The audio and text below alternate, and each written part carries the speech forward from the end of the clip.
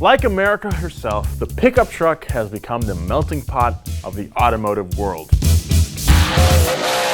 Everyone has their own idea of what the pickup should be, but some people like to hate on the scenes they're not a part of, and that bugs the shit out of me. So, today I want to answer the question, what makes a truck a truck? Today we're going to look at some of the most misunderstood trucks on the road today. First up is the mini truck. Back in the 80s and 90s, when the compact pickup truck was still a thing, bed dancing trucks emerged from the lowrider scene. Like their lowrider counterparts, these trucks borrowed hydraulic actuators that were installed under a detached truck bed and operated with a remote controller the size of a DJ Hero board that they used to make these custom trucks dance. Chevy S10s, Mazda B2200s, Datsun 720s, they were all fitted up with tilt bed technology. Some people will say that this old school trend doesn't make sense. I mean, what's the point? Take the functionality of a truck bed just so you can make the bed dance? But guess what? That's exactly the reason I love these things. This is America, man. Live free, die young, do whatever the heck you want with your car. Don't tell people what to do with their truck. Anyway, moving on. Going from low to high is a truck that shares some of the so-called lack of functionality with mini trucks. This is the show truck.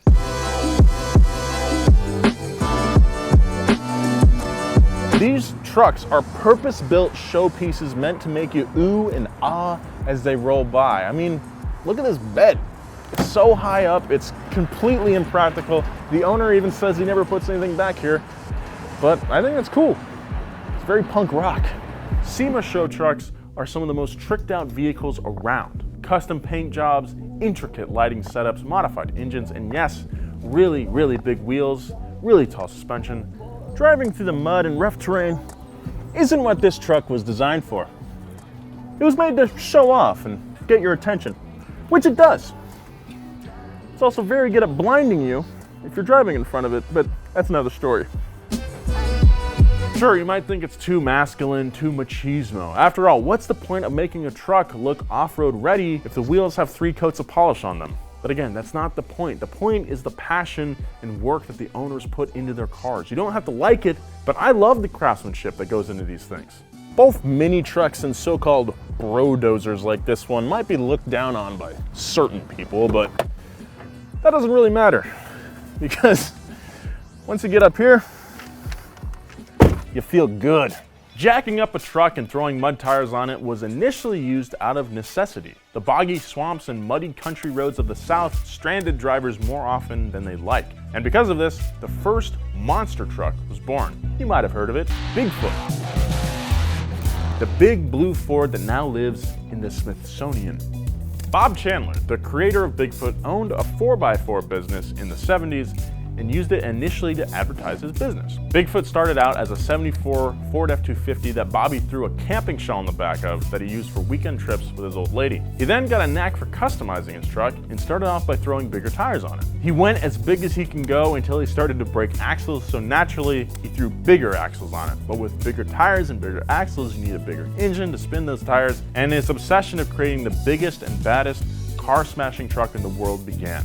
After Chandler videotaped himself smashing 2 cars in the middle of a field, he was approached by a motorsport promoter to reenact the stunt in front of a crowd, and the rest is history. Sunday, Sunday, Sunday! This historic truck not only spawned the current-day monster truck scene, but it also popularized mud bogging. Lifted trucks with high horsepower motors race through man-made mud pits, and if they make it through, the truck with the quickest time wins. But making it to the end of these mud bogs is difficult for even the most powerful of trucks. If you've never been to a mud bog race, put it on your bucket list. It might look simple, but you gotta see it for yourself, really. It's loud, it's dirty, and it's a staple of the South.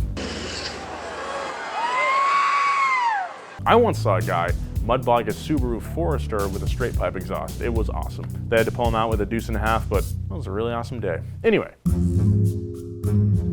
Back in November of 1991, Congress enacted a whopping 10% luxury surcharge tax on cars over $30,000. But that luxury tax didn't apply to trucks, so car manufacturers took advantage of this and started making luxury trucks. One of the first real high-end luxury trucks that was incredibly popular in the early 2000s was the Cadillac Escalade EXT with an MSRP of $49,000. It was crazy expensive for a truck, and it didn't even have a full-size bed. They're also very ugly.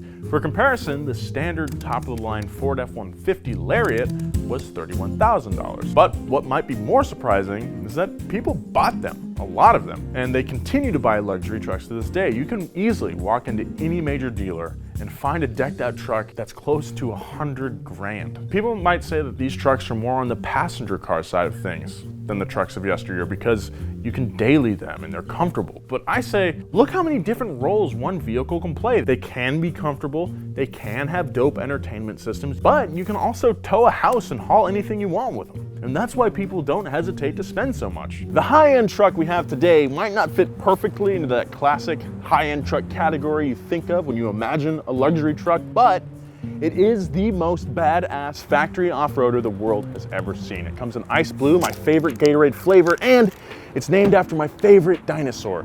This is the Ford Brachiosaurus. The Ford Raptor. You know it's the Raptor, come on.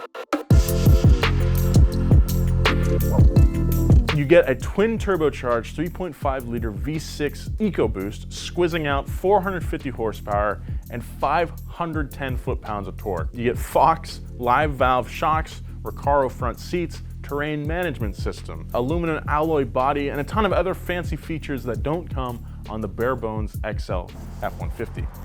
It's the ultimate flex truck. In LA, I've seen more of these Raptors waiting in elementary school pickup lines than I have seen with actual mud on them. It's like the pickup truck equivalent of owning a Lamborghini or a Ferrari.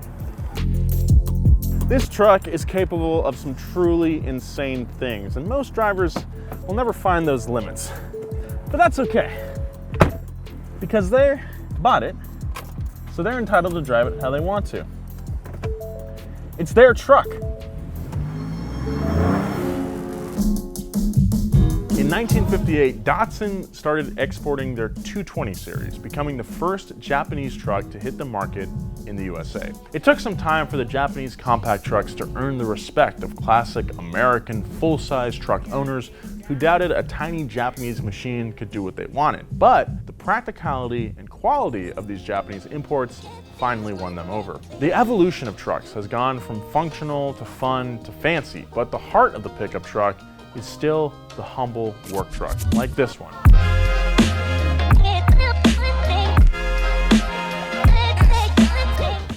You can ask anyone who has a truck now, and chances are their first ride was a good old-fashioned, beat-up, hand-me-down pickup truck, just like this one.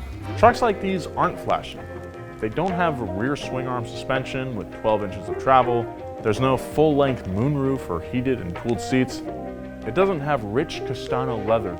The bed doesn't dance around like it's a 90s breakdancer on a piece of cardboard on the sidewalk. But you can count on it to get the job done. It's the simplest, purest, most awesome truck. This truck belongs to our good buddy Gabe, and at one time this Toyota would be scoffed at by any truck purist. It's small, it has a 4-cylinder motor, and it's two-wheel drive. What's the point of a two-wheel drive truck?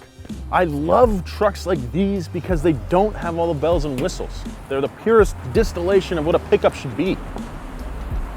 They just work. America the beautiful, home of the free, land of the truck. It started out as a vehicle for people to easily tote stuff around and has transformed into the ultimate bed dancing, low riding, mud crawling, car smashing, off-roading, highway cruising, grocery getting vehicle that brings all sorts of folks together. There's no wrong way to be a truck, just like there's no wrong way to be an American. I'd like to thank Omar at SoCal Auto Paint for bringing out his enormous show truck. That thing is awesome. I'd like to thank Gabe for letting us borrow his work truck, and I'd like to thank Ford for giving us that Raptor for a few days. That was really fun. Hey, this episode of WheelHouse is brought to you by Shine Armor. Shine Armor is a ceramics infused waterless wash. That's a 3-in-1 compound that washes, shines, and coats your car to protect it. So you don't need a hose to wash your car anymore unless it's super muddy. Things splash on there and just drip right off. Doesn't leave any residue. I live in an apartment. I don't have a hose hookup on my place. Shine Armor lets you just do it in your driveway with a bottle of water for your damp cloth. Click the link in the description, get yourself some Shine Armor. I was super surprised at how well it worked, honestly. Can't wait to wash my car again. Thanks, Shine Armor. What's your favorite kind of truck? Let me know in the comments. I really hope I've kind of helped change your mind on some trucks. Everyone has their own taste. I think they're all valid. Follow me on Instagram at Nolan J. Sykes. Follow Donut at Donut Media. Check out this episode of Up to Speed. Check out this episode of Wheelhouse. I really appreciate you. Thanks for watching. Be nice. I'll see you next time.